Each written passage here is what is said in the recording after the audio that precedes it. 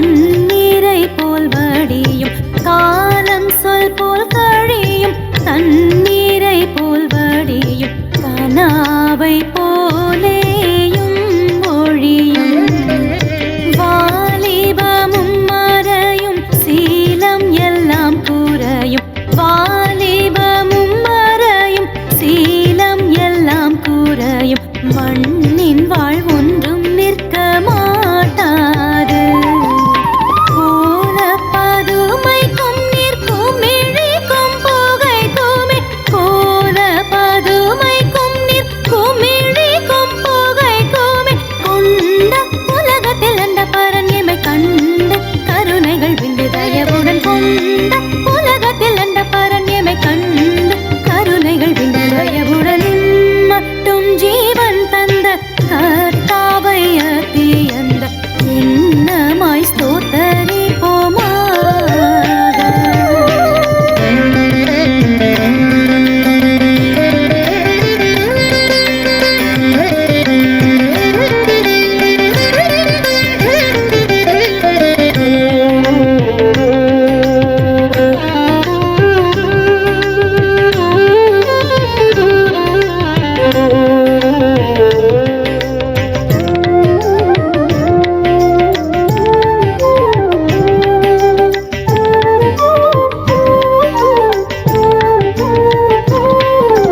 பலவித இக்கட்டையும் திகில்களையும் கடந்தும் பலவித இக்கட்டையும் திகில்களையும் கடந்தும் பரம பாதையை தொடர்ந்து வலிய தீமையை வென்றும் நலியும் ஆசையை கொன்றும் வலிய தீமையை வென்றும் நலியும் ஆசையை கொன்றும் வஞ்சர் பகைக்கும் தப்பி நின்றோம் காலி என்றதெல்லாம் வேண்டும் கர்த்தாவின் மீட்பை கண்டும் காலி என்றதெல்லாம் வேண்டும் கர்த்தாவின் மீட்பை கண்டும் சாய்ந்த மனதோடு பாய்ந்து விழுங்கணும் சாய்ந்து இடவு மறைந்து நெறியுடன் சாய்ந்த மனதோடு பாய்ந்து விழுங்கணும் சாய்ந்து இடவு மறைந்து நெறியுடன் மட்டும் ஜீவன் தந்த கர்த்தாவை அத்தியந்த என்னமாய் ஸ்தோத்தரிப்போமாக.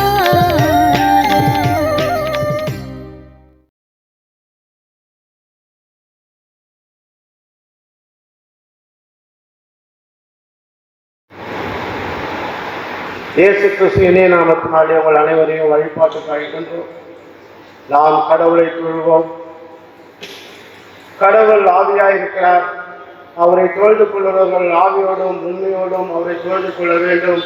நம்முடைய பிதாவாகிய கடவுளாலும் கர்த்தராகிய இயேசு கிறிஸ்துவினாலும் உங்களுக்கு கிருபையும் சமாதானம் உண்டாவதாக. இதை கர்த்தர் ஒன்று பண்ணினால் இதனை கனி கொண்டு மகிழ கடவோம். சூரியன் உதிக்கும் திசை தொடங்கி அது அஸ்தமிக்கும் திசை மட்டும் கர்த்தருடைய நாமம் துதிக்கப்படுவதாக.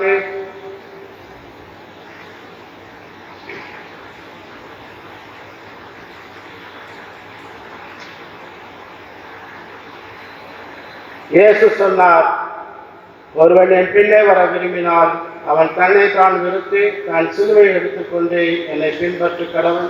முதலும் இறுதியுமானவர் நானே, ஜீவனுள்ளவரும் மரித்து போனவரும் நானே. இதை என்றென்றைக்கும் ஜீவனுள்ளவராயிருக்கிறேன்.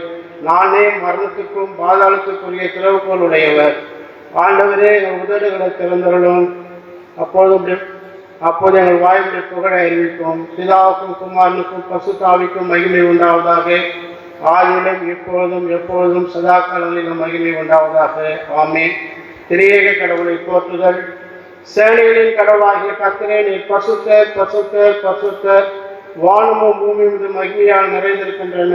உலகத்திலே ஓசன்னா. ஆண்டவரே, எங்கள் சபங்களையும் ஆராதனையும் ஏற்றுக்கொண்டு எங்கள் மேல் கிருபையாயிரும். எங்கள் தந்தையாம் கடவுளே, உமது வல்லமையாலும் ஞானத்தாலும் எல்லாவற்றையும் படைத்து உமது குமாரனை எங்கள் ரட்சராக தரும்படி உலகத்தில் அன்பு கொண்டதை போற்றுகிறோம். குமாரனாம் கடவுளே, பாவத்தை தவிர்த்து எல்லாவற்றிலும் எங்களைப் போல் மனிதனாகி எங்கள் பாவங்களுக்காக ஒப்பு கொடுக்கப்பட்டு எங்கள் நீதிக்காக உயிர்த்தெழுந்தவரை போற்றுகிறோம். பரிசுத்த ஆவியானவராகிய கடவுளே, எல்லா உண்மைக்குள்ளே எங்களை வழிநடத்தி கடவுளின் அன்பையில் நெஞ்சில் பொழிகிறவரை நீ போற்றுகிறோம்.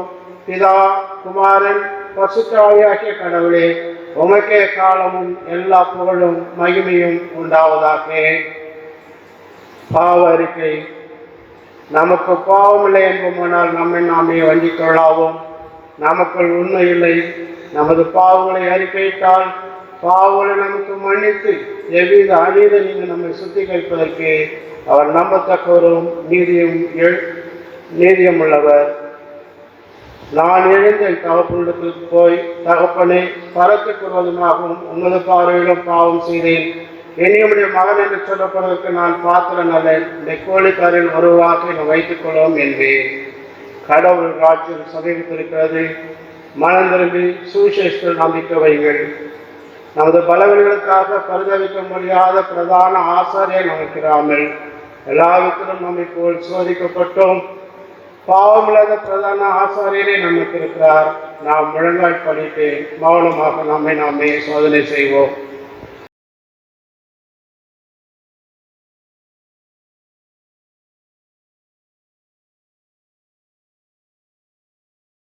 கொள்ளப்பட்ட வேத பாடம் ஆதியாகமம் 17ஆம் அதிகாரம் வசனங்கள் 1 முதல் 10 வரை.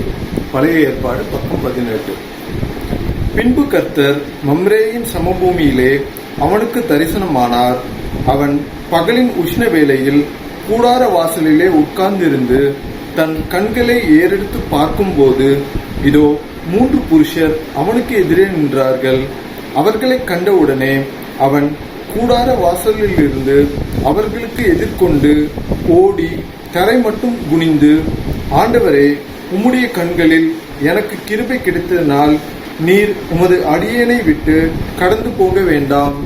கொஞ்சம் தண்ணீர் கொண்டு வரட்டும். உங்கள் கால்களை கழுவி மரத்தடியில் சாய்ந்து கொண்டிருங்கள்.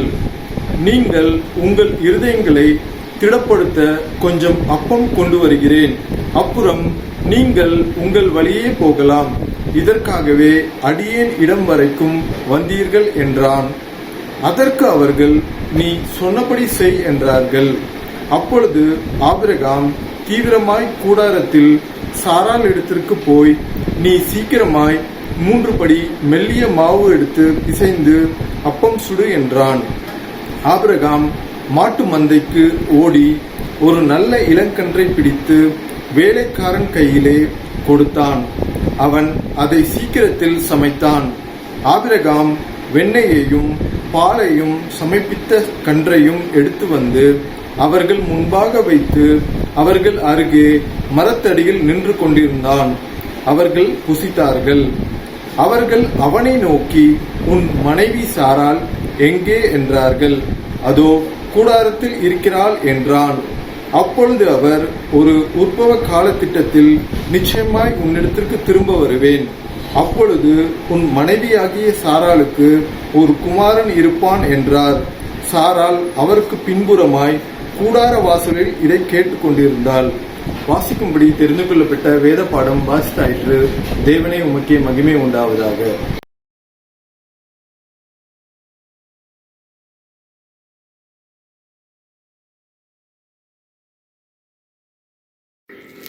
வாசிக்கும்படியாக கொடுக்கப்பட்ட 2ஆம் வேத பாடமாகிய நிருப பாடம்.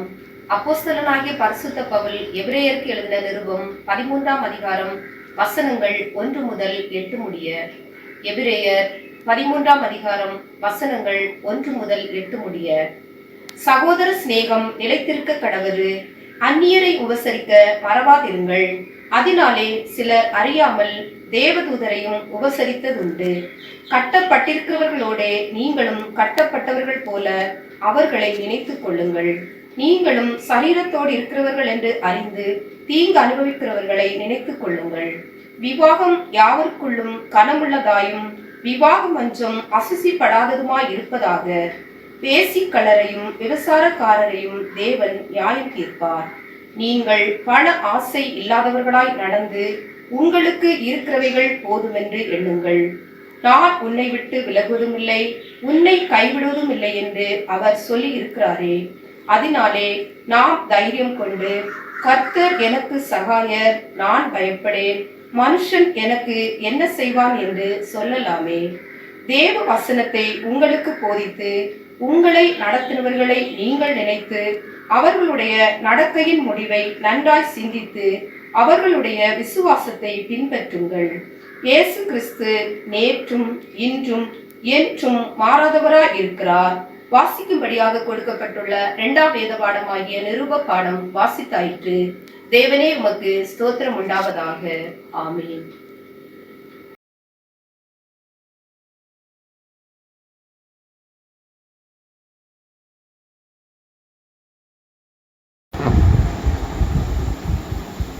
வாசிக்க கொடுக்கப்பட்ட சங்கீதம் 15. கர்த்தாவே, யார் உன்னுடைய கூடாரத்தில் தங்குவான்? யார் உன்னுடைய பரிசுத்த பர்வதத்தில் வாசம் பண்ணுவான்? உத்தமனாய் நடந்து நீதியை நடப்பித்து மனதார சத்தியத்தை பேசுகிறவன் தானே. அவன் தன் நாவினால் புறம் கூறாமலும் தன் சோழனுக்கு தீங்கு செய்யாமலும் தன் அயலான் மேல் சொல்லப்படும் நிந்தையான பேச்சை எடுக்காமலும் இருக்கிறான். ஆகாதவன் அவன் பார்வைக்கு தீர்ப்பானவன். கர்த்தருக்கு பயந்தவர்களையோ கனம் பண்ணுகிறான். ஆணையிட்டவனில் தனக்கு நஷ்டம் வந்தாலும் தவறாதிருக்கிறான். தன் பணத்தை வட்டிக்கு கொடுக்காமலும் குற்றமில்லாதவனுக்கு விரோதமாய் பரிதானம் வாங்காமலும் இருக்கிறான். இப்படி செய்கிறவன் என்றென்றைக்கும் அசைக்கப்படுவதில்லை. வாசிக்க வேண்டிய சங்கீதம் வாசித்தாயிற்று. கர்த்தருக்கே மகிமை உண்டாவதாக. ஆமென்.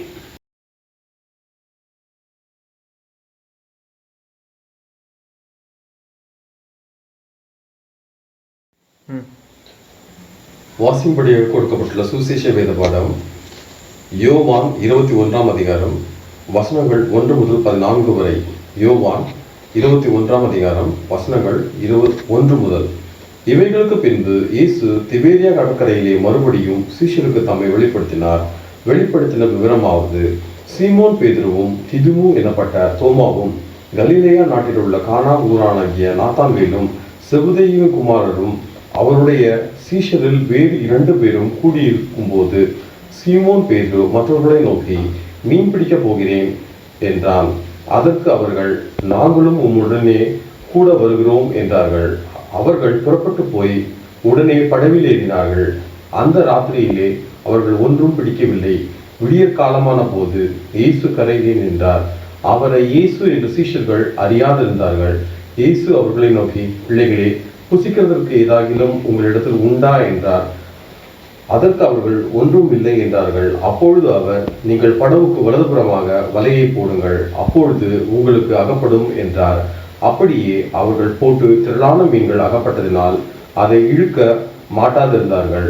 ஆதலால் இயேசுவுக்கு அன்பாயிருந்த சீஷன் பேதுருவை பார்த்து, அவர் கர்த்தர் என்றான்.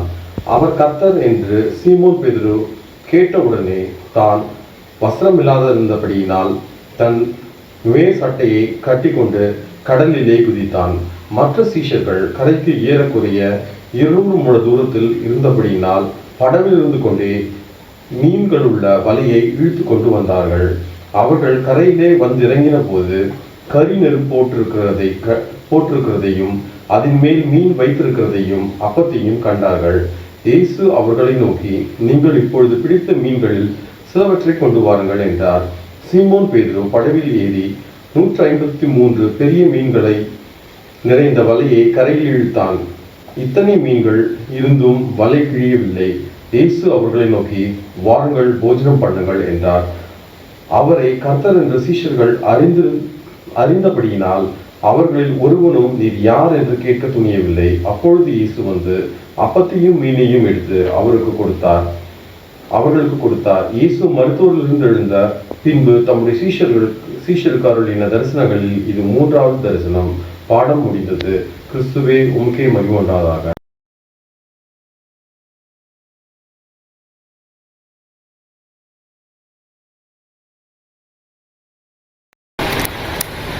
தந்தை, மைந்தன், தூய ஆவியின் பெயரில் நாம் ஜெபம் செய்வோம். எங்கள் தாயும் தந்தையுமாகிய கடவுளை, இந்த மாதத்தின் கடைசி ஓய்வு நாளுக்காய் நன்றி செலுத்துகிறோம். இம்மட்டும் நீர் எங்களை பாதுகாத்து பராமரித்து வழி நடத்திருக்கிறீர்.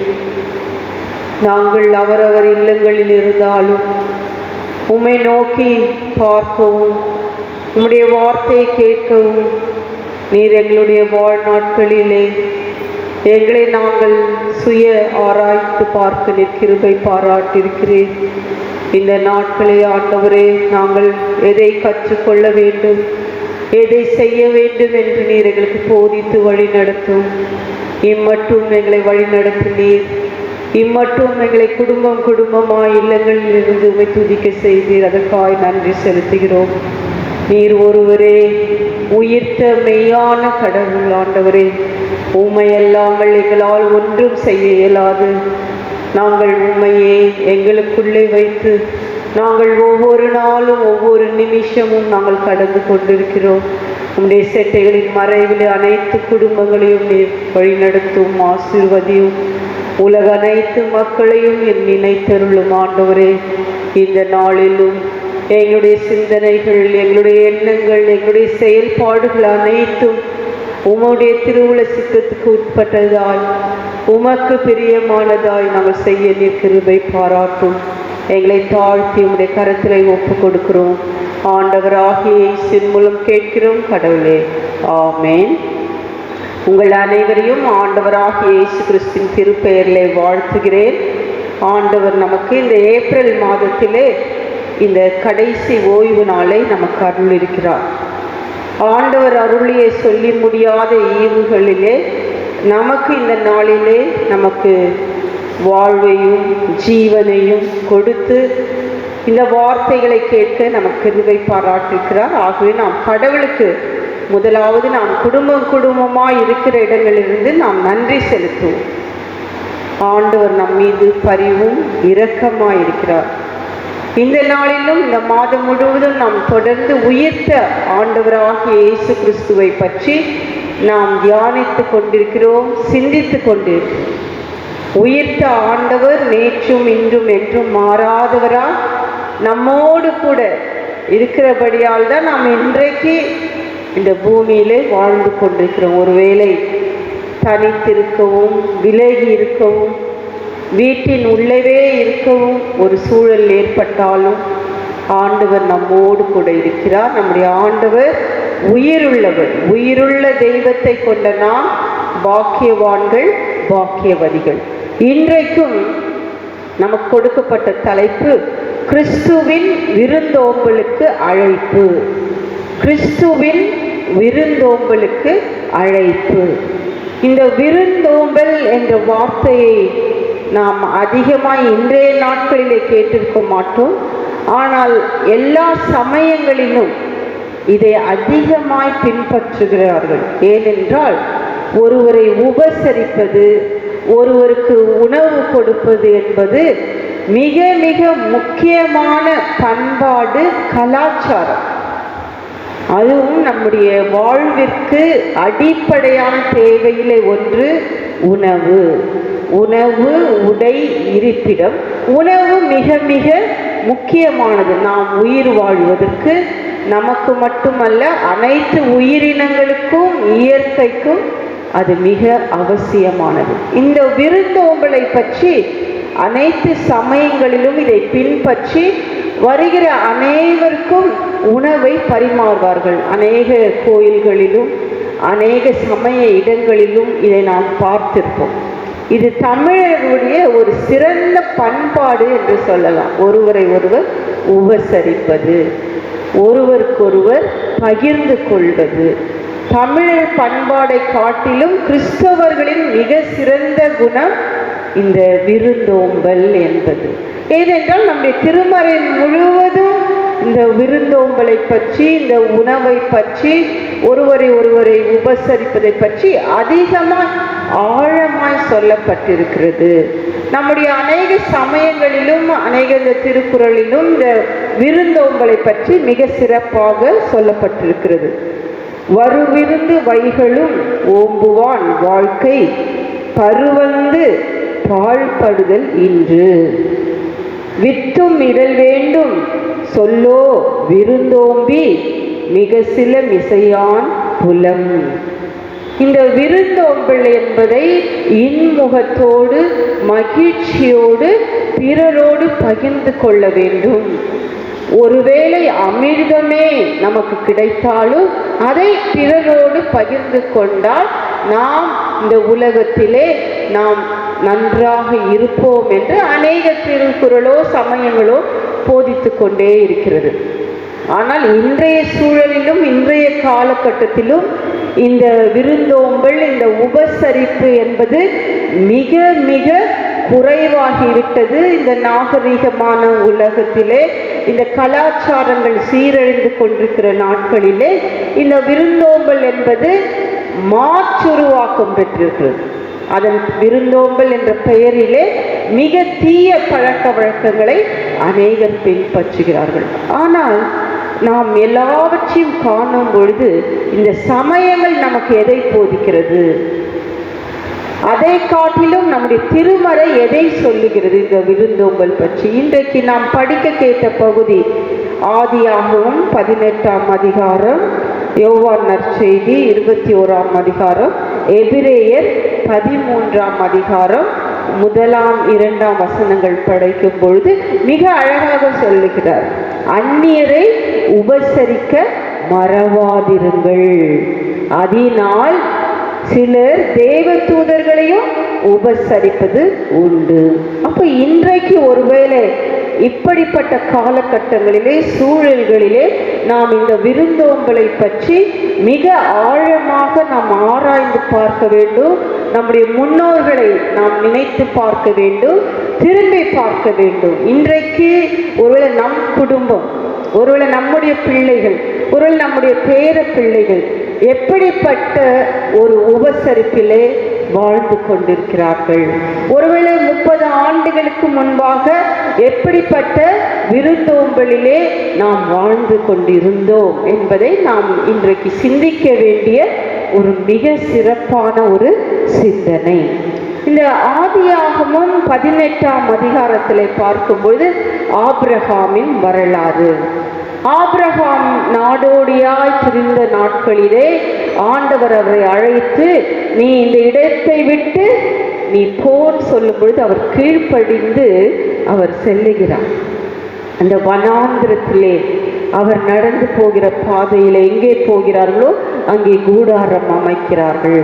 ஆபிரகாம் சாராள் வாழ்க்கை.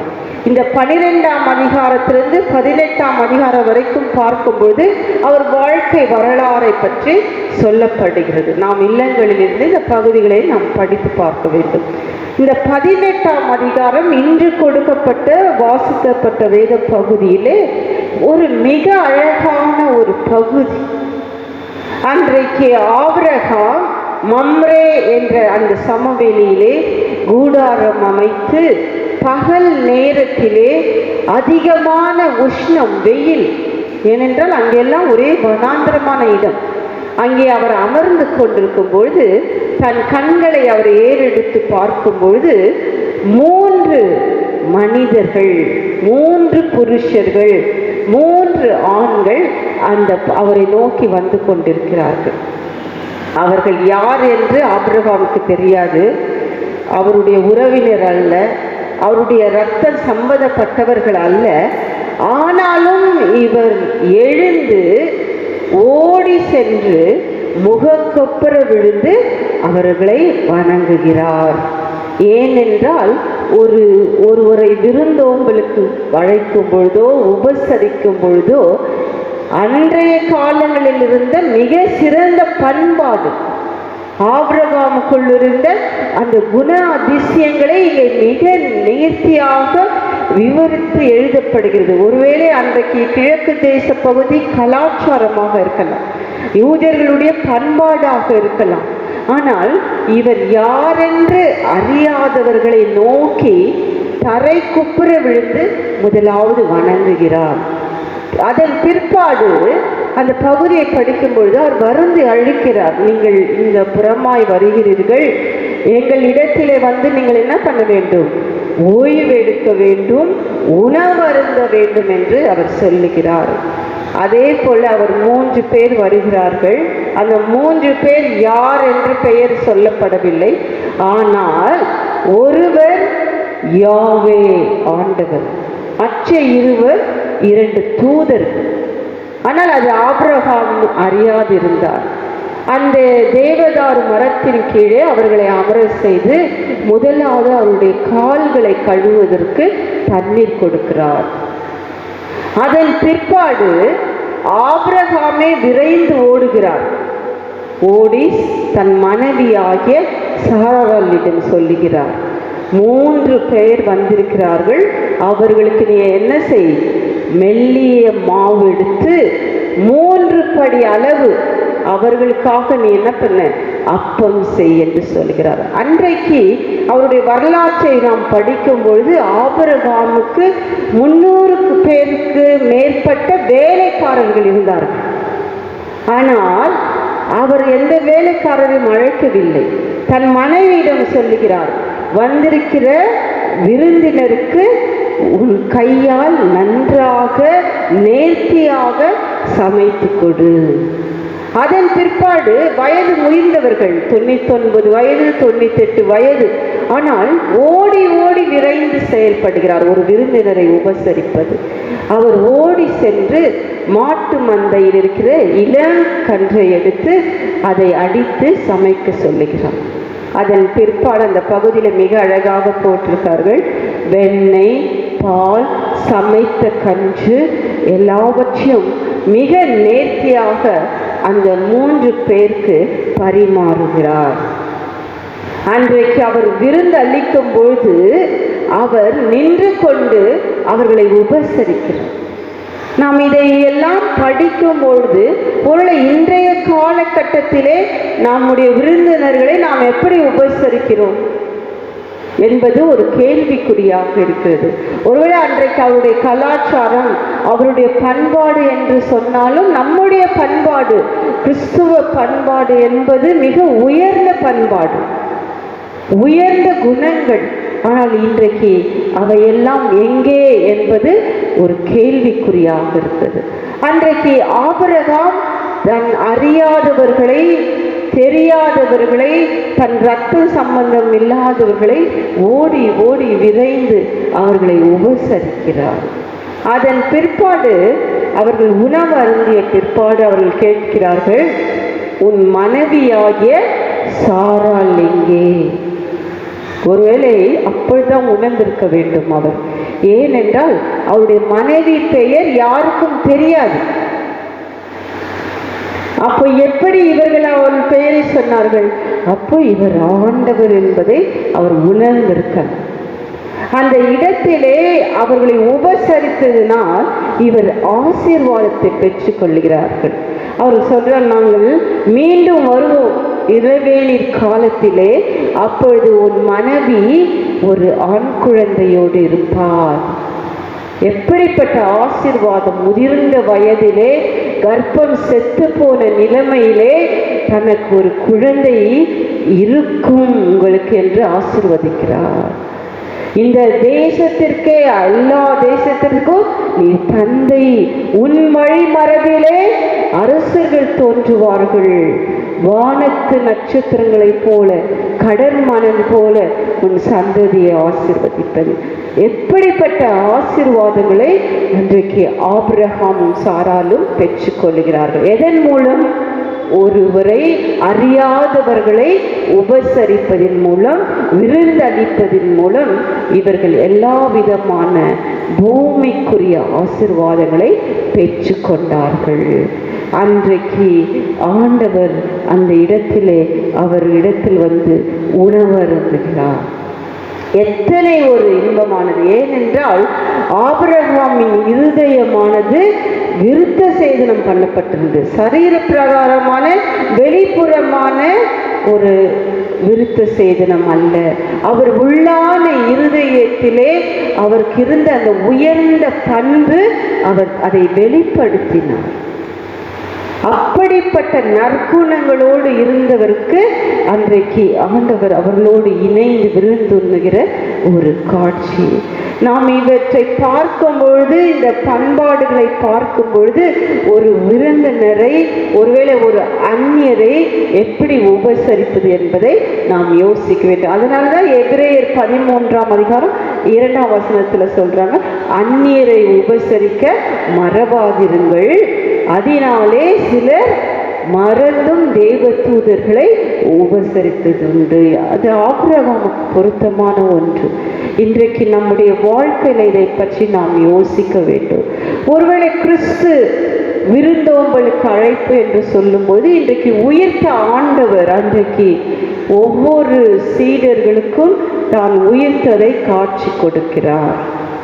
அன்றைக்கு அதன் பிற்பாடு பேதுரு, சீமோன், அனைத்து சீடர்களும் மிக களைப்புடனும் சோர்வுடனும் நாம் படிக்க கேட்ட யோவான் நற்செய்தி நூல் 21ஆம் அதிகாரத்தில் பார்க்கும் பொழுது, அவர்கள் மீண்டும் தன் தொழிலாகிய மீன் பிடிக்கும் தொழிலுக்கு கடந்து செல்லுகிறார்கள்.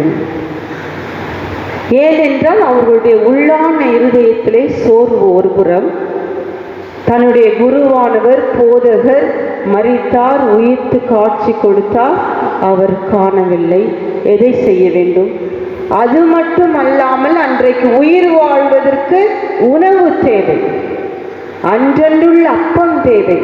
அன்றைக்கு அனைத்து சீடர்களும் ஒன்றிணைந்து அந்த கலிலேயாவில் இருக்கிறார்கள். அப்பொழுது அவர்கள் சொல்லுகிறார்கள், வா, பேதுரு சொல்றார், வா நாம் போய் மீன் பிடிப்போம்.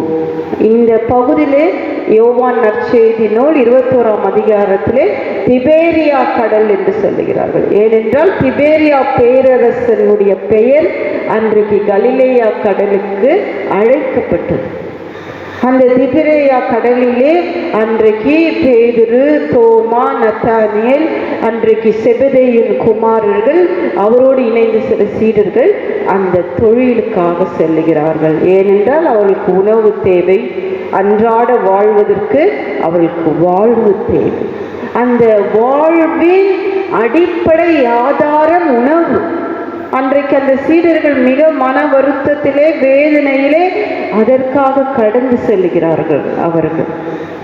அப்படிப்பட்ட சூழலிலே முழுவதும் வலை வீசினார்கள், அவர்களுக்கு எந்த மீனும் அகப்படவில்லை. அந்த பகுதியை படித்து பாருங்கள். ஆனால் உயிர்த்த ஆண்டவராகிய இயேசு கிறிஸ்து அந்த கரையிலே வந்து அவர்களை விருந்துக்கு அழைக்கிறார். நம்முடைய ஆண்டவர் எவ்வளவு அன்புள்ளவர்!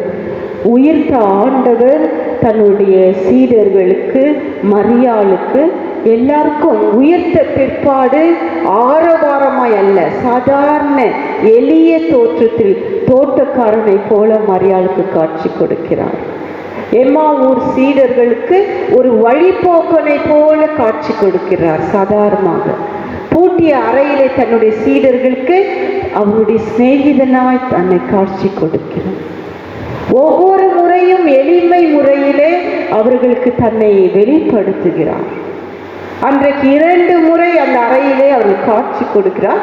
3வது முறையாக இந்த கலிலேயா கரையிலே அவர் நிற்கிறார்.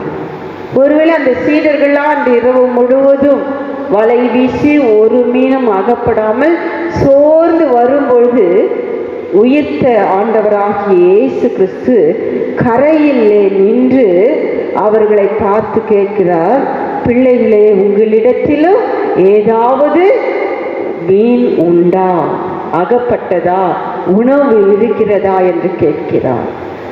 ஒருவேளை அன்றைக்கு அவர்களுக்கு அது ஒரு அதிசயமாக இருந்திருக்கும், ஆச்சரியமாக இருந்திருக்கும். ஏனென்றால் இவர்கள் கடலுக்குள்ளே படகில் இருக்கிறார்கள், இயேசுவானவர் கரையிலே இருக்கிறார்.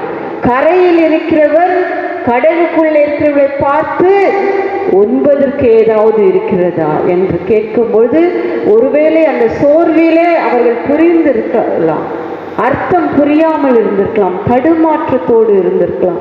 அப்பொழுது அவர்கள் சொல்லுகிறார், எங்களுக்கு ஒன்றும் அகப்படவில்லை. அதன் பிற்பாடு உயிர்த்த கிறிஸ்து சொல்லுகிறார், நீங்கள் வலையை வலப்பக்கமாய் போடும். அவர்கள் போடும்பொழுது வலையை கிழியத்தக்கதாக மீன்கள் அகப்படுகிறது. 153 பெரிய மீன்கள் அவர்கள் கிடைக்கிறது. உடனே அவர்கள் அறிந்து கொள்கிறார்கள், இவர் ஆண்டவர், உயிர்த்த ஆண்டவராகிய இயேசு கிறிஸ்து என்று யோவான் முதலாவது அறிந்து கொள்ளுகிறார். இந்த அதிசயத்தை பார்க்கும்போது பேதுரு அதை உணர்ந்து கொண்டு படகிலிருந்து கடலில் குதித்து அவர் இயேசுவை நோக்கி ஓடி வருகிறார். அந்த சீடர்கள் எல்லாம் கடற்கையிலிருந்து கரைக்கு வரும்பொழுது அந்த கரையிலே காண்கிற ஒரு காட்சி, அவர்கள் அங்கே இயேசுவானவர் அங்கே அடுப்பிலே தீயிட்டு அங்கே சுட்ட மீன்களும் அப்பமும் இருக்கிற ஒரு காட்சி. இந்த சீடர்கள் எல்லாம் இரவு முழுவதும் சோர்ந்து களைத்து ஈரமாக தளர்ந்து வரும்பொழுது இயேசு கிறிஸ்து, உயிர்த்த இயேசு கிறிஸ்து அவர்களுக்காக உணவை, ஒரு விருந்தை ஆயத்தம் பண்ணி சூடாக வைத்திருக்கிறார். அந்த நெருப்பு தணல், அவர்கள் வெதுவெதுப்பாக இருக்கிறார்கள், குளிர்ந்திருக்கிறார்கள். இயேசு அவர்களோடு இருக்கும்போது சொன்ன வார்த்தைகளை மறந்தார்கள். நீங்கள் மனுஷரை பிடிக்கிறார்களாய் மாற்றுவேன், நீங்கள் என்னுடைய ஊழியத்தை செய்ய, எல்லாவற்றையும் மறந்தார்கள். அவர்கள் சென்று அந்த பழைய வாழ்க்கை, பழைய தொழிலுக்கு கடந்து சென்றார்கள். ஆனால் அந்த அனல் மூட்டுகிற தூய ஆவியானவரை மீண்டும் அவர்களுக்குள்ளே அவர் பலப்படுத்துகிறார், அனல் மூட்டுகிறார். வாங்கள், நீங்கள் இதை உண்ணுங்கள். அந்த அப்பத்தை எடுத்து அவர்களுக்கு கொடுக்கிறார், அந்த மீன்களை எடுத்து அவர்களுக்கு பரிமாறுகிறார். இங்கே இயேசுவானவர் ஒரு விருந்தோம்பலை அவர்களுக்கு உண்டாக்குகிறார். அவர்களுக்கு விருந்து அளிக்கிறவராய் காட்சி கொடுக்கிறார். அவருக்கு சாதாரண ஒரு சமைக்கிறவராய், ஒரு சமையல்காரனாய் அவருக்கு காட்சி கொடுக்கிறார். ஒரு அண்ட சராசரத்தை படைத்த இறைவன், உயிர்த்த ஆண்டவராகிய இயேசு கிறிஸ்து ஒருவேளை அரியணையிலே அமரவில்லை, தன்னுடைய சீடர்கள், ஏழை எளிமையானவர்களுக்கு அவர் பலப்படுத்துகிறார். உணவின் மூலம், அந்த அப்பத்தின் மூலமாய் தன்னை அடையாளப்படுத்துகிறார். சிதறி கிடந்த அவர்களை அந்த இடத்திலே ஒன்றிணைக்கிறார். உணவு கொடுப்பதின் மூலமாய், இந்த விருந்து அளிப்பதின் மூலமாய் அவர்கள் அனைவரையும் மீண்டும் கூட்டி ஒன்றிணைக்கிறார். அவர்களை பலப்படுத்துகிறார், அவர்களை ஆறுதல் படுத்துகிறார். அந்த இடத்திலே அவர்கள் ஒன்றுமே அவரை கேள்வி கேட்கவில்லை. அந்த வரலாற்றை படிக்கும் பொழுது அவர்கள் எதுவுமே கேட்கவில்லை. அவர்கள் அறிந்து கொண்டார்கள், இவர்தான் மெய்யான உயிர்த்த ஆண்டவராகிய இயேசு கிறிஸ்து. அவர் தன்னுடைய கரத்திலே தன்னுடைய பிள்ளைகளுக்காக, தன்னோடு உண்டு உறங்கியிருந்த தன்னுடைய சீடர்களுக்காக அவர் உணவு ஆயத்தப்படுத்தி அவர்களை மகிழ்ச்சியின்குள்ளே ஆழ்த்துகிறார். அவர்களுக்கு ஒரு அமைதியை கொடுக்கிறார், ஒரு சமாதானத்தை கொடுக்கிறார். ஒருவேளை அன்றைக்கு உயிர்த்த ஆண்டவர், ஒருவேளை அவர் சொல்லவில்லை, ஒரு பெரிய இடத்திலே நாம் ஒரு கான்ஃபரன்ஸ் கூட்டுவோம், ஒரு மீட்டிங் போடுவோம், இந்த உலகத்தை பற்றி பேசுவோம், பரலோகத்தை பற்றி பேசுவோம் என்று சொல்லாமல் சாதாரணமான ஒரு விருந்தோம்பலை அவர்களுக்கு கொடுக்கிறார். இந்த விருந்தோம்பல் என்பது, இந்த உணவு என்பது எவ்வளவு முக்கியமானது ஒரு மனிதனுக்கு. ஒருவேளை இன்றைக்கு இந்த கொரோனாவினாலே பாதிக்கப்பட்டு இன்றைக்கு உணவில்லாத ஏழை எளிய மக்கள் தெரு ஓரங்களில் இருக்கிறார்கள். எத்தனை உயிரினங்கள் உணவின்றி அங்கலாய்த்து அலைந்து திரிந்து கொண்டிருக்கிறது. ஏனென்றால் அன்றைக்கு விருந்து அளிக்கும் பொழுது அந்த விருந்தினரோடு வருகிற ஆடு மாடு ஒட்டகங்களுக்கு தீவனத்தையும் தண்ணீரையும் முதலாவது கொடுப்பார். அதன் பிற்பாடு விருந்தினர்களை மனமகிழ்ச்சியோடு உபசரிப்பார்கள். அவர்களை மனமகிழ்ச்சியோடு இருக்க வேண்டும், அவர்கள் போகும் வரை அவர்களுக்கு உத்தரவாதமாக இருந்தார். ஒருவேளை இன்றைக்கு நாம் யோசித்து பார்ப்போம், நம் வாழ்கிற பகுதியிலே, நம் இல்லங்களிலே தெருவோரத்திலே எத்தனை பேர் இன்றைக்கு கொரோனாவினால் பாதிக்கப்பட்டு ஒருவேளை உணவில்லை என்று சொல்லுகிறார். ஒருவேளை அரசாங்கம் செய்யலாம், அநேகர் செய்யலாம். இன்றைக்கு நம் குடும்பமாய், திருச்சபை குடும்பமாய் இன்றைக்கு நாம் எத்தனை பேருக்கு உணவு கொடுத்து கொண்டிருக்கிறோம்? ஒருவேளை 1 மாதத்துக்கு மேலே மாறிவிட்டது நாம் வீட்டிற்குள்ளே இருந்து இந்த கொரோனா வைரஸினாலே. இத்தனை நாட்கள் நாம் யாருக்கெல்லாம் நாம் உணவு கொடுத்தோம்? ஒருவேளை நம்முடைய குடும்பத்தார்கள் அல்ல, நம்முடைய இரத்த சம்பந்தப்பட்டவர்கள் அல்ல, நம்முடைய உறவினருக்கு அல்ல, நம்முடைய அந்நியருக்கு, பிறன், நாம் அறியாதவர்களுக்கு நாம் எத்தனை பேருக்கு இன்றைக்கு நாம் கொடுத்திருப்போம்? நம்மை நாம் ஆராய்ந்து பார்ப்போம். இந்த திருமறை நமக்கு வலியுறுத்துகிறது. உணவை ஒருவருக்கொருவர் பகிர்ந்து கொள்ளுங்கள், ஒருவருக்கொருவர் அன்பு செலுத்துங்கள். அதனால தான் அந்த எபிரேயர் 13ஆம் அதிகாரத்திலே விலையுயர்ந்த அந்த கிறிஸ்துவின் பண்புகளை விளக்குகிறார்.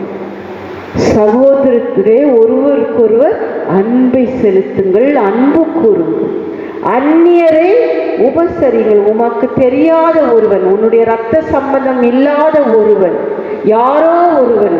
இன்றைக்கு அநேக மக்கள் வெளி இடங்களில் வந்து உழைப்பதற்கு வந்து இன்றைக்கு எங்குமே போக முடியாமல், உணவில்லாமல் அலைந்து திரிந்து கொண்டிருக்கிறார்கள். இன்றைக்கு உங்கள் வீட்டு அருகிலே, உங்கள் தெரு ஓரத்திலே நீங்கள் எத்தனை பேருக்கு உணவு பகிர்ந்து கொடுத்திருக்கிறீர்கள்? ஒருவேளை இன்றைக்கு நம்மை நாம் ஆராய்ந்து பார்க்க வேண்டிய காலங்களில் நாம் இன்றைக்கு தனிமைப்படுத்தப்பட்டிருக்கிறோம். சுய பரிசோதனை. இன்றைக்கு ஆவிக்குரிய வாழ்க்கையில என்னுடைய வளர்ச்சி எவ்வளவு தூரம் வளர்ந்திருக்குது என்று ஆராய்ந்து பார்க்க வேண்டும். ஏனென்றால் மத்தேயு நற்செய்தி நூல் 25ஆம் அதிகாரத்திலே அந்த 35வது வசனத்திலிருந்து படித்து பார்க்கும்போது மிக நேர்த்தியான வார்த்தைகள். நான் பசியாயிருந்தேன், நான் தாகமாயிருந்தேன், நான் உடையின்றி இருந்தேன், நான் அந்நியனாயிருந்தேன்.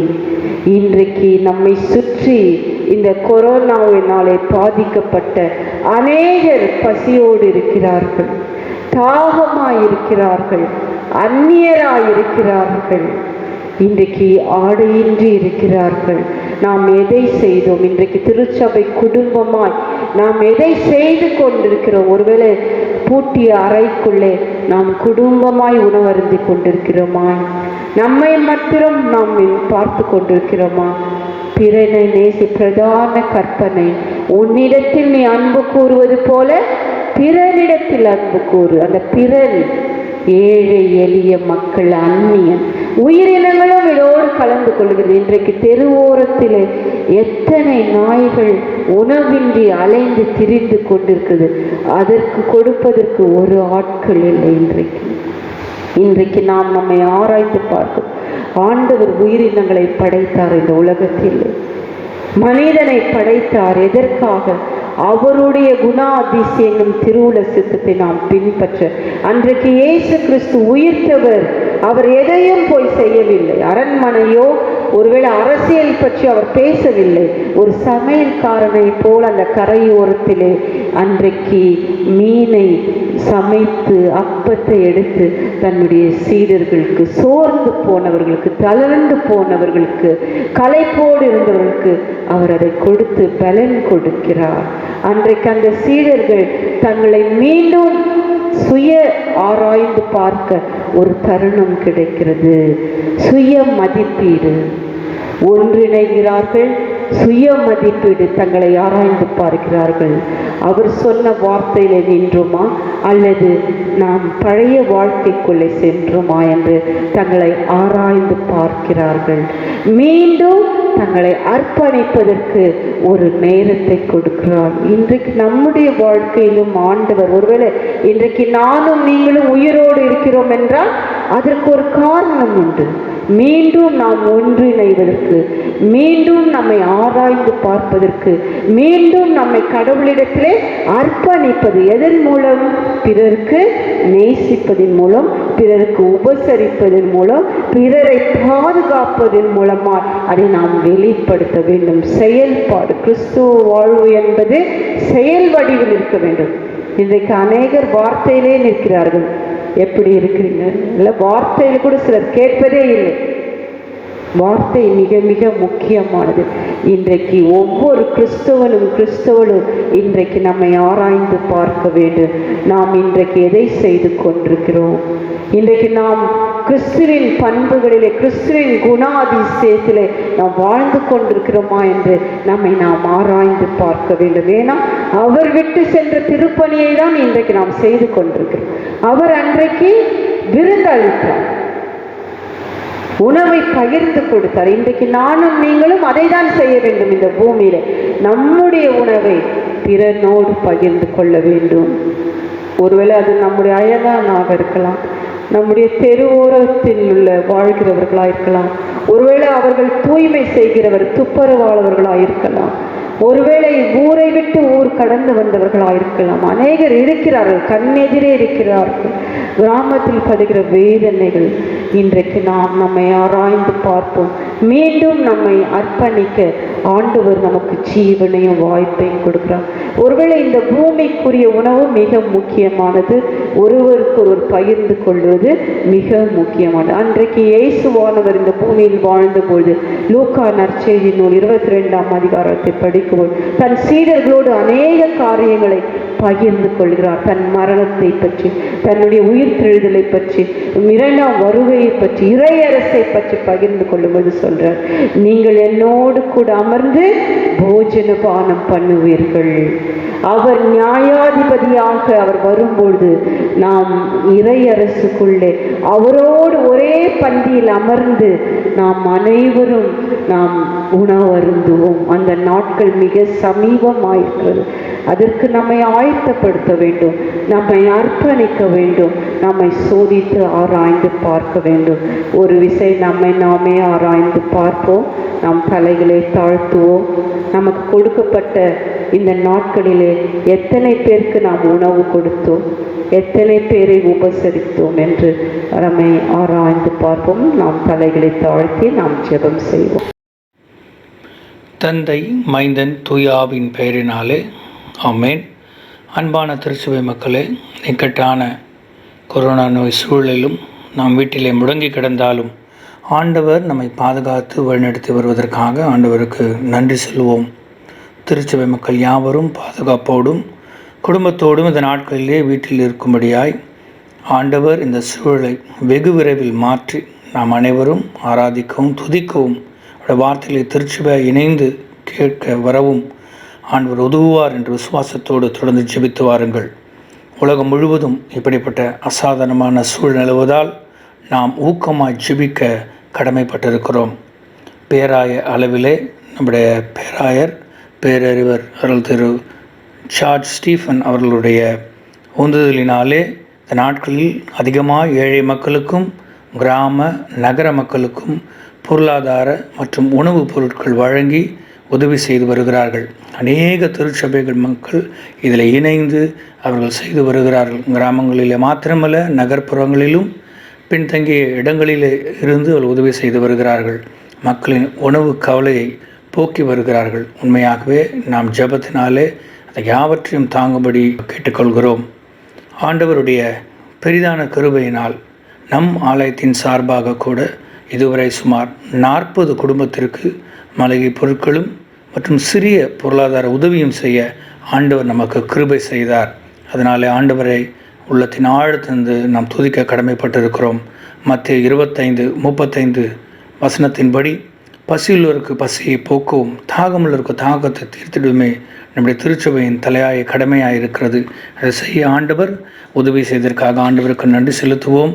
அது மாத்திரமல்ல, நம்முடைய திருச்சி மக்கள் யாராவது உங்கள் பகுதிக்கு அருகில் உள்ளவர்கள் இப்படிப்பட்ட சூழலிலே கடினமான நெருக்கடியில் இருப்பார்களானால் 1000க்கோ செயலருக்கோ பொருளருக்கோ நீங்கள் தொலைபேசியிலே தொடர்பு கொண்டு சொல்வீர்களானால் ஒருவேளை வருகின்ற நாட்களிலே அவர்களுக்கு நாம் சென்று உதவிட இது ரொம்பவும் பயனுள்ளதாக இருக்கும் என்று நம்புகிறேன். அது மாத்திரமல்ல, கடந்த 24ஆம் தேதி ஏப்ரல் மாதம் நம்முடைய திருச்சபை மூத்த உறுப்பினர் திருமதி சுகந்தி தேவதாஸ் அவர்கள் கர்த்தருக்குள் நித்திரை அடைந்தார்கள் என்பதை நீங்கள் யாவரும் அறிவீர்கள். இந்த சூழலில் கூட அவளுடைய அடக்க ஆராதனையும் மற்றும் எல்லா நிகழ்வுகளையும் சீராக செய்ய ஆண்டவர் நமக்கு உதவி செய்தார். தயவு செய்து உங்களுடைய தனிப்பட்ட ஜெபங்களிலே, குடும்ப ஜெபங்களிலே, அவளுடைய குடும்பத்திற்காக, அவர்கள் விட்டு சென்றிருக்கிற மகளிர்களுக்காக, அவருடைய பேர பிள்ளைகளுக்காக தொடர்ந்து நீங்கள் ஜெபிக்கும்படி அன்போடு கேட்டுக்கொள்கிறேன். நன்றி.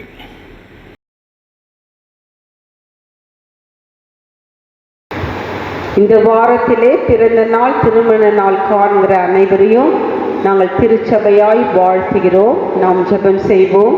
எங்கள் தாயும் தந்தையுமாகிய கடவுளே, ஒரு புதிய ஆண்டை, பிறந்த நாள், திருமண நாள் காண்கிறவர்களுக்கு ஈவாக கொடுத்திருக்கிறீர்.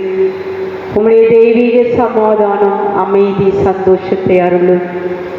ஒவ்வொருடைய மன விருப்பம், மன வேண்டுதலை நீர் ஆசீர்வதித்தருளும். ஆண்டவரே, இம்மை மறுமைக்குரிய ஆசீர்வாதங்களாலும் நீர் அவர்களை நிரப்பும்படி ஆட்சேபிக்கிறோம்.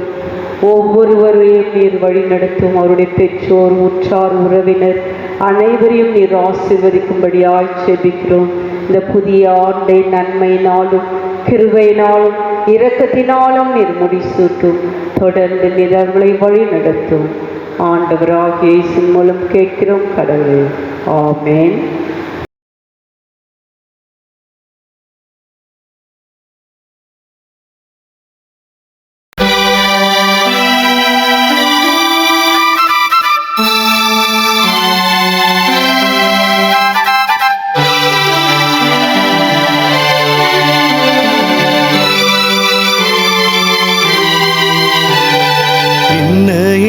ஆனந்தம், என்ன என் ஆனந்தம் சொல்லக்கூடாதே.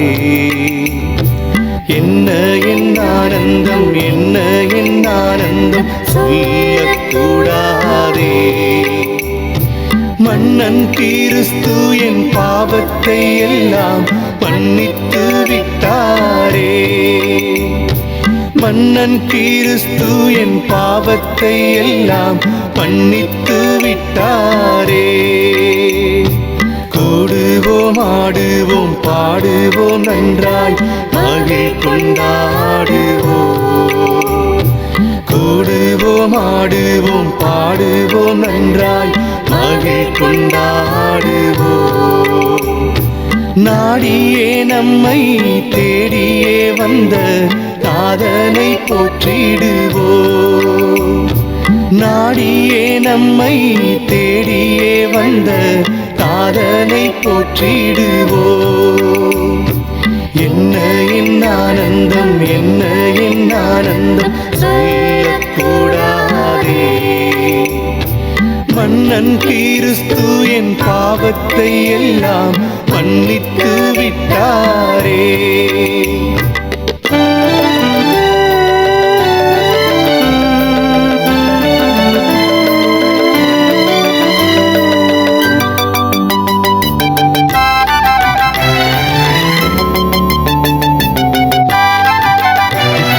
பாவங்கள், சாபங்கள், கோபங்கள் எல்லாம் பரிகரித்தாரே.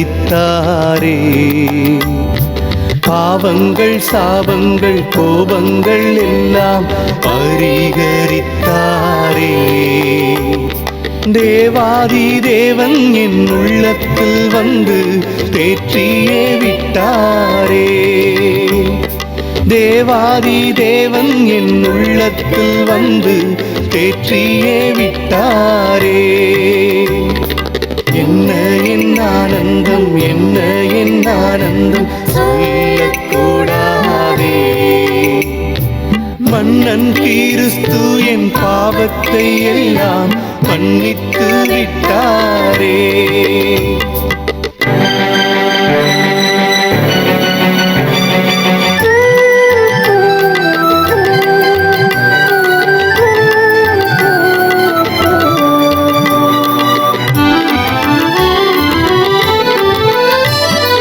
அச்சயன் பட்சமாய் ரட்சிப்பை எங்களுக்கு அருளினதாலே. அச்சயன் பட்சமாய் ரட்சிப்பை எங்களுக்கு அருளினதாலே. நிச்சயம் சுவாமியை பற்றிய சாட்சி பகர வேண்டியதே. நிச்சயம் நிச்சயம் சுவாமியை பற்றிய சாட்சி பகர வேண்டியதே. என்ன என் ஆனந்தம், என்ன என் ஆனந்தம் சொல்லக்கூடாதே. என்ன என் ஆனந்தம், என்ன என் ஆனந்தம் சொல்லக்கூடாதே. மன்னன் கிறிஸ்து என் பாவத்தை எல்லாம் மன்னித்து விட்டாரே. மன்னன் கிறிஸ்து என் பாவத்தை எல்லாம் மன்னித்து விட்டாரே.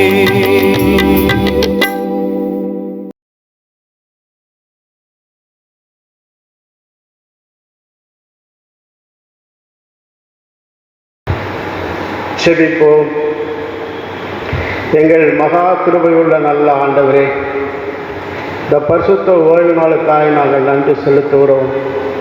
கடந்த காலங்கள் முழுவதும் நீர் எங்களை கண்மணி போல பாதுகாத்து அதுக்காக நாங்கள் நன்றி செலுத்துகிறோம். ஆண்டவரே, நீர் எங்களுக்கு தலைவராக இருந்து நீர் எங்களை பாதுகாத்து பராமரித்து எங்களுக்கு வேண்டிய சுகபலன் ஜீவனை கொடுத்து ஆகாரத்தை கொடுத்து இருப்பிடத்தை கொடுத்து ஆண்டவரே உம்மை நோக்கி பார்க்க முடியாத ஒரு சூழ்நிலையிலே எங்களுடைய குடும்பங்களிலிருந்து உம்மை நோக்கி பார்க்க தேவன் எங்கள் கொடுத்த பெரிய அழைப்புக்காக நாங்கள் நன்றி செலுத்துகிறோம். அப்பா, நாங்கள் சோர்ந்து போகாதபடி, நாங்கள் வெட்கப்பட்டு போகாதபடி ஆண்டவரே நாங்கள் இருக்கின்ற இந்த நிலையிலே மாற்று சிந்தனையோடு ஆண்டவரை நோக்கி பார்க்க தேவன் எங்கள் கொடுத்த கிருபைக்காய் ஸ்தோத்திரம். அப்பா, எங்கள் குடும்பங்களிலே நாங்கள் ஒன்று இணைந்து உம்மை நோக்கி பார்க்கவும் எங்களுடைய பிள்ளைகளோடும் நாங்கள் உம்மை பாடவும் உம்மை புகழவும் எங்களுக்கு கொடுத்திருக்கும் பெரிய கிருபைக்காய் நாங்கள் நன்றி செலுத்துகிறோம். சாமி, உலகமே பயந்து கொண்டிருக்கின்ற இந்த நாளிலே அந்த கொரோனா வைரஸின் மூலமாக அநேக மக்கள் மாண்டு போகின்ற இந்த சூழ்நிலையிலே ஆண்டவரை எங்களை நோக்கி நாங்கள் பார்க்கத்தக்கதாக தேவன் எங்கள் கொடுத்த ஒரு பெரிய கிருபைக்காய் நாங்கள் நன்றி செலுத்துகிறோம். சாமி, என்னுடைய திருச்சபையிலே வயது முதிர்ந்திருக்கின்ற ஒவ்வொருவருக்காக நாங்கள் செபிக்கிறோம். அப்பா, எங்கள் திருச்சபையினுடைய வயது முதிர்ந்தவர்கள் அனைவரையும் பாதப்படியில் நாங்கள் வைக்கிறோம். சாமி, ஆண்டவரே, இந்த பயத்தினால் ஆண்டவரே அவர்கள் பாதிக்கப்பட்டு போகாதபடி, இந்த வெயில் சேற்றத்தினால் அவர்கள் பாதிக்கப்பட்டு போகாதபடி ஆண்டவரே அவர்களை பாதுகாக்கும்படியாக இந்த காலத்தில் நாங்கள் கேட்கிறோம். சாமி, எங்களுடைய திருச்சபை குடும்பத்திலே ஒரு மரணத்தை நாங்கள் பார்த்துருக்கிறோம். அப்பா, ஆண்டவரே, திருமதி சுகந்தி தேவதாஸ் அம்மையார் என்னுடைய பாதப்படியில் நாங்கள் வைக்கிறோம். சாமி, ஆண்டவரே, நேற்று தினத்திலே ஆண்டவரே அவர்களுடைய ஆண்டவரை அடக்காராதனை செய்யும்படியாக தேவனைகள் கொடுத்த கிருபைக்காய் நாங்கள் நன்றி செலுத்துகிறோம். இந்த திருச்சபையுடைய மூத்த உறுப்பினராக இருந்து பல ஆண்டுகள் இந்த திருச்சபைக்காக உழைத்ததுக்காக நன்றி செலுத்துகிறோம். சாமி, ஆண்டவரே, இந்த மாதிரி சூழ்நிலை மீண்டுமாக எங்கள் திருச்சபையில் ஏற்படாத வண்ணம் தேவனைகளை பாதுகாக்கும்படியாக இந்த காலத்தில் நாங்கள் கேட்கிறோம். சாமி, தாயை இழந்திருக்கின்ற அருமையான பிள்ளைகளுக்காக, பேர பிள்ளைகளுக்காக, அந்த குடும்பத்திற்காக நாங்கள் செபிக்கிறோம். தேவன் தாமே ஆறுதல் தேவன், அந்த குடும்பத்தை நீர் ஆறுதப்படுத்தி ஆண்டவர்களுக்கு வேண்டிய சுகபல ஜீவனை கொடுத்து சந்தோஷத்தையும் சமாதானத்தையும் தரும்படியாய் உங்களுடைய கரத்தில் நாங்கள் கேட்கிறோம். சாமி, எந்த நாளிலும் கூட ஆண்டவரை வியாதியின் பிடியில் இருக்கின்ற அருமையான சகோதர சகோதரிகளுடைய பாதப்படியில் நாங்கள் வைக்கிறோம். சாமி, திரு பிரேம்குமாரினுடைய பாதப்படியில் வைக்கின்றோம். தேவன் அவர்கள் கொடுத்த பெரிய கிருபைக்காய் ஸ்தோத்திரம். நல்ல ஒரு பெரிய காரியத்தை செய்து ஆண்டவரே அவருக்காக நாங்கள் செபிக்கும் பொழுது பயப்படாது திகையாது நாங்கள் தேவன் உன் வலது கரத்தினால் தூக்கி எடுப்பேன் என்று சொன்ன ஆண்டவரே அவர்களை நீர் பாதுகாத்ததுக்காய் ஸ்தோத்திரம். திரு ஆமோசனுடைய பாதப்படியில் வைக்கின்றோம். அவரை நீர் பாதுகாத்ததுக்காய் ஸ்தோத்திரம். திரு அதிசராஜியுடைய பாதப்படியில் வைக்கின்றோம். அவர்களுக்கு பாதுகாத்ததுக்காய் ஸ்தோத்திரம். திருமதி ஜஸ்டஸுடைய பாதப்படியில் வைக்கின்றோம். அவர்கள் ஆண்டவரே நீர் அவர்களுக்குள்ளே நல்ல சுகபல ஜீவனை கொடுத்ததுக்காய் ஸ்தோத்திரப்பா. திருச்சபையிலே முந்திருக்கின்ற அருமையான சகோதர சகோதரிகளை மூத்த உறுப்பினர்களுடைய பாதப்படியில் நாங்கள் வைக்கிறோம். சாமி, திருமதி அப்பாதுரை அம்மாவையுடைய பாதப்படியில் நாங்கள் வைக்கின்றோம். திருமதி அருள்தாஸ் அம்மாவையுடைய பாதப்படியில் நாங்கள் வைக்கின்றோம். திருமதி விமலா டேவிட் அம்மாவையுடைய பாதப்படியில் நாங்கள் வைக்கின்றோம். ஆண்டவரே, அவருடைய திருச்சபையுடைய முதிர்ந்த ஒரு உறுப்பினருக்காக திரு சிகாமணி அங்காளுடைய பாதப்படியில் நாங்கள் வைக்கின்றோம்.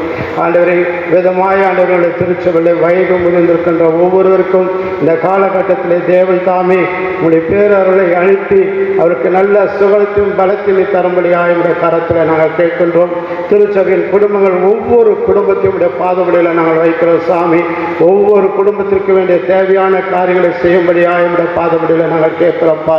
என்னுடைய திருச்சபையின் மக்களில் ஆண்டவரே எத்தனை பேர் வறுமையில் உள்ளவர்களாக இருக்கின்றார்கள் சாமி, எத்தனை பேருக்கு வேலை இல்லாதவர்களாக இருக்கின்றார்கள் சாமி. நாங்கள் ஒன்று இணைந்து ஆண்டவரே இந்த நேரத்தில் அவர்களுக்கு உதவி செய்யும்படியாக என்னுடைய திருச்சபையை சுற்றி இருக்கின்ற எத்தனையோ ஏழை மக்களுக்கு உதவி செய்யும்படியாக என்னுடைய திருச்சபையில் மக்களுடைய உள்ளங்களில் நீ பேசும்படியாக என்னுடைய கரத்தில் நாங்கள் கேட்கின்றோம். நாங்கள் ஒன்றிணைந்து ஆண்டவரே என்னுடைய திருச்சபையின் மூலமாக ஆண்டவரே அடிப்படை வசதி இல்லாத எத்தனை ஏழை குடும்பங்களுக்கு உதவி செய்ய தேவன் எங்களுக்கு உதவி செய்யும்படியாக இந்த கரத்தில் நாங்கள் கேட்கின்றோம். இந்த நாளிலும் செய்தி கொடுத்த என்னுடைய போதகர் அம்மா மூலமாக கொடுக்கப்பட்ட செய்திக்காய் ஸ்தோத்திரம்.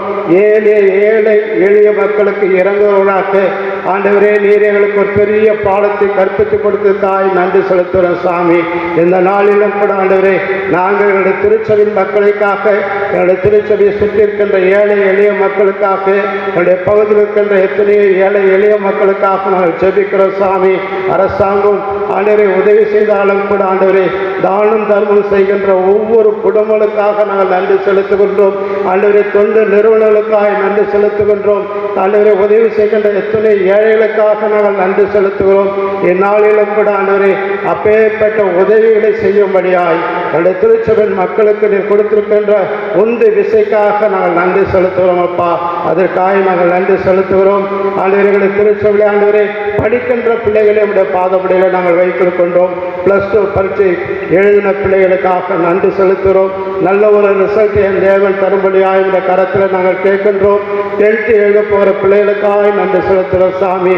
ஆண்டவரே இந்த கொடுமையான சூழ்நிலையிலே பிள்ளைகளுடைய மனநிலையெல்லாம் பாதிக்கப்பட்டு போகாதபடி என் தேவன் அவர்களை காத்து ஆண்டவருடைய வாழ்க்கையிலே ஆண்டவரை பெரிய முன்னேற்றத்தை பெறும்படியாக இந்த தேர்வை எழுதுகின்ற தகுதியை பெற்றுக்கொள்ள தேவன் உதவி செய்யும்படியாக இந்த கரத்தில் நாங்கள் கேட்கின்றோம். என்னுடைய ஆலய பணியாளர் என்னுடைய பாதப்படியில் வைக்கின்றோம். அவருடைய குடும்பத்தை நம்முடைய கரத்தில் ஒப்பிக்கின்றோம்.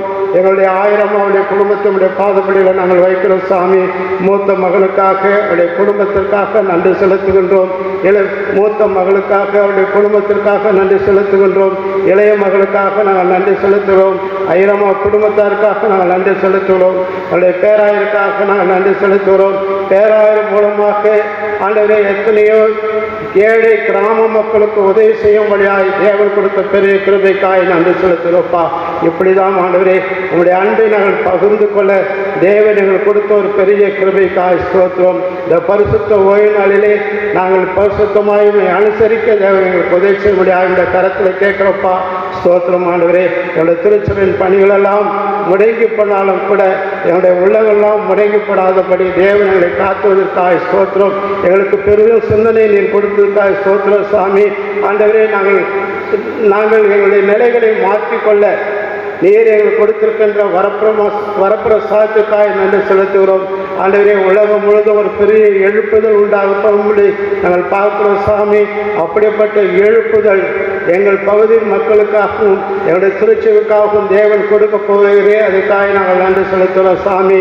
ஆண்டவரே காயப்பட்ட கரங்களினாலே ஆண்டவரே சீஷர்களுக்கு நீர் தரிசனமாக்கி அவர்களை நீர் ஆசீர்வதித்து அவர்களுக்கு தெய்வத்தை கொடுத்தது போல ஆண்டவரே நீர் எங்களுடைய குடும்பங்களிலே சந்தித்து என்னுடைய குடும்பங்களுக்கு ஆசீர்வாதத்தையும் ஆண்டவரே தைரியத்தையும் தரும்படியாய் தேவனுடைய கரத்தில் நாங்கள் கேட்கிறோப்பா. நீ செய்ய போகிற ஒவ்வொரு அதிசயமான வழிநடத்துவதற்காக நாங்கள் நன்றி செலுத்துகிறோம்.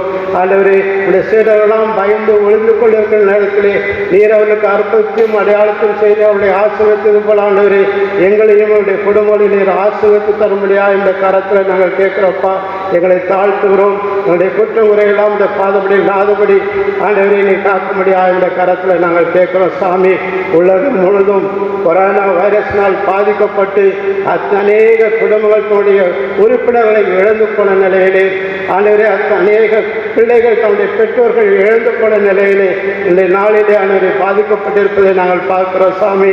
அப்பேற்பட்ட குடும்ப மக்களுக்கு தேவன் ஆறுதல் படுத்த முடியாத இந்த கரத்தில் நாங்கள் கேட்கின்றோம். எங்களை தாழ்த்துகிறோம் சாமி. உங்களுடைய கரத்தினால் எங்களுக்கு ஆசீர்வாதத்தை பெற்றுக்கொள்ள எங்களுக்கு கிருபை தாரும். இயேசுவின் மூலம் ஜெபங்களும் பிதாவே ஆமென். நமது ஆண்டவராகிய இயேசு கிறிஸ்துவின் அருளும் கடவுளின் அன்பும் தூய ஆவியானவரின் கூட்டுறவும் ஒவ்வொருவரோடும் கொரோனா வைரஸினாலே பாதிக்கப்பட்டிருக்கிற ஒவ்வொரு குடும்பங்களோடும் ஒவ்வொரு மருத்துவமனையோடும் ஒவ்வொரு அரசியல்வாதிகளோடும் இன்றும் என்றும் சதா காலம் தங்கியிருப்பதாக. ஆமென்.